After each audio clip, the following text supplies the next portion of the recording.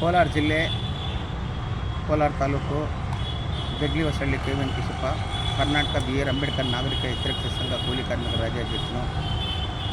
ನಾನು ಈ ನಿಮ್ಮನ್ನು ಬೇಡ್ಕೊಳೋದೇನೆಂದರೆ, ಹೊಸ ಬಸ್ ಸ್ಟ್ಯಾಂಡ್ ಹತ್ರ ಆಂಜನೇಯ ಸ್ವಾಮಿ 800 ವರ್ಷ ಆಗಿದೆ ದೇವಸ್ಥಾನ ಕಟ್ಟಿ, ಅದನ್ನು ಯಾರೂ ಗಮನಕ್ಕೆ ಹಾಕೊಂಡಿಲ್ಲ. ಹಿಂದುಗಡೆ ದೇವಸ್ಥಾನ ಎಲ್ಲ ಬಿದ್ದೋಗಿದೆ, 3 ವರ್ಷ ಆಗಿದೆ. ಗರ್ಭಗುಡಿ ಹಿಂದುಗಡೆ ಬಿದ್ದೋಗಿದೆ.